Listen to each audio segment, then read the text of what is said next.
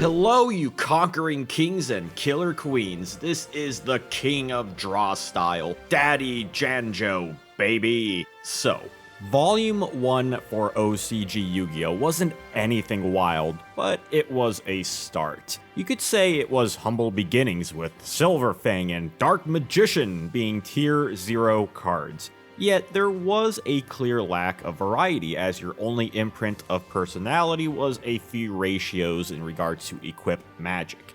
And as a card game, it is only natural that new cards come out to entice players to spend more money to try out new paper, magic, and wizards. Well, in the first month of the game, February 1st through the 21st, 1999, there was the Yu-Gi-Oh! Duel Monsters National Tournament that revolved around the video game Yu-Gi-Oh! Duel Monsters, simply titled. The primordial set wasn't enough for a reasonable tournament. However, this Game Boy game that predates the OCG by 2 months, December 16, 1998, already had an established card pool. In many ways, it was a prototype to the OCG, and by the card game's physical release, the game could be seen as an alternate format. Thus, the tournament went off this game, which, thank God, the OCG didn't completely follow. Could you imagine if Diane Keto the Cure could recover 5,000 life points? Or Tremendous Fire dishing out 5,000 life points? I'd rather not ponder. The tournament is notable for there were cards to be given out at the event. And I don't mean cards in-game, as there were a few like Stuffed Animal and Fairy's Gift. Rather, cards to play for the OCG. All attendees received a copy of Kanan the Sword Mistress, which had 1400 attack and 1400 defense. Compared to her contemporaries, this was not only a 200 attack increase, but a significant defense increase too. This female warrior who floats like a butterfly and stings like a bee can only be destroyed by battle by Dark Magician, Gaia the Fierce Knight, or by a Silver Fang equipped with Beast Fangs. If you wanted to increase in power for your deck, then you had better ensured you went to this event.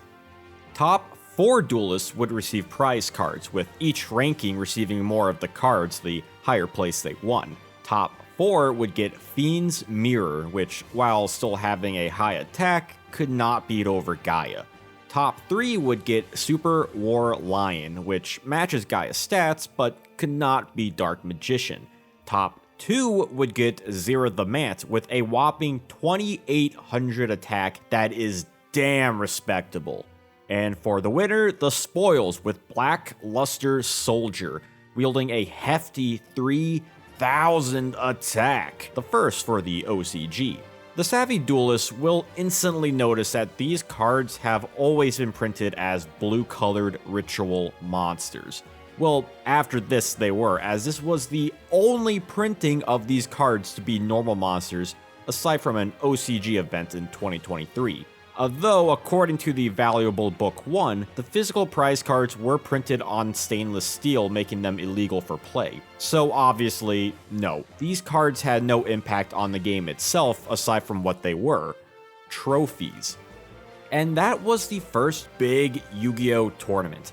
In regards to the OCG, it was Kanan or bust. But early additions to the card pool did not stop there.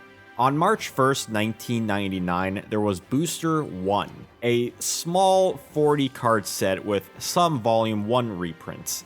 This wasn't actually a set released in booster packs, rather it was distributed via card-ass vending machines. These machines started in 1988 with Saint Seiya cards, and would be the way Bandai would distribute Yu-Gi-Oh! Cards when they had the license. But now they're back, in which you purchase a set of 3 cards. Trading card games are gambling? Nah. Anyways, here's a randomized vending machine. A quick thing to note is that the cards were printed slightly differently than core sets, as they needed to be designed to fit in machines and keep in mind how they operate. This meant the cuts were different, backs tend to be darker, and there was a different gloss on the cards.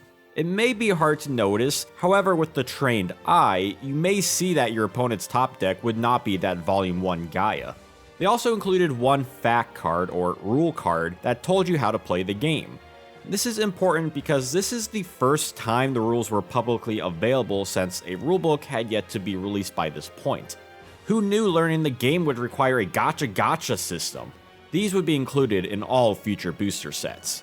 The tagline for B1 is, quote, "The prideful duel of truth begins now," unquote. Truth is right, as this set sucks. This is a set that doesn't shift the meta in any particular direction. After all, this is what it says, a booster of sorts. Nothing in the 40 cards is of the same level as Dark Magician, let alone Kanan or even Silver Fang. A majority of the set are suboptimal monsters like Ancient Jar, Happy Lover, or Drollbird.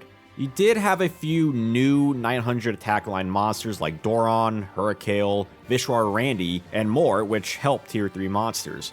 Beforehand, they were 800 beaters, and now you had a plethora of monsters to upgrade your deck with. It didn't stop there, as there were a couple of new, relatively heavy-hitting cards in the 1000 attack line, Ryukishin and Watt Kid. Despite them not fitting in any popular warrior, beast, or spellcaster deck, their 1k power did allow them dominance over any tier 3 card. On the flip side, we have Battle Warrior with 1k defense, which means your opponent would need a strong monster to topple this wall. Battle Warrior stall? Stall mill, eat your heart out. Another thing B1 accomplished were the first reprints. So if you miss out on some key equip cards like Legendary Sword or Beast Fangs, then this was your second chance in obtaining those. Yet, reprinting equips wasn't just for show, as clearly that was the focus strategy moving forward. Now you have more tribal synergy and thus more personality-driven deck building. Warrior and spellcasters would get the best deal out of this with their 900 line, and even zombies got something to use too. Only a handful of cards from Booster 1 would make their way to the TCG, like Ryukishin, Watt Kid, and the Shadow who controls the dark. A majority of the new cards have remained in the OCG, like Gate Deeg, Weather Control, and Phantom Dawan. Yet, many of them would receive recolors to sneak their way into the West, like Sinkar and Pale Beast, or Man-Eating Plant and Dark World Thorns. This would also be the premier set for the Fire attribute, so despite Booster 1 not doing a ton, it still steered the meta in a certain way even if it was already geared in the equipment direction. Just now the threshold of power was increased in both ways of tribalism and good stuff. You want to keep your deck up to speed? Well then you better prepare to press your luck on the card-ass machines. It was certainly the boost the game needed for this Kanan format, even if it was a single step in the desert of Yu-Gi-Oh! But what would come next would definitely alter the game as we know it.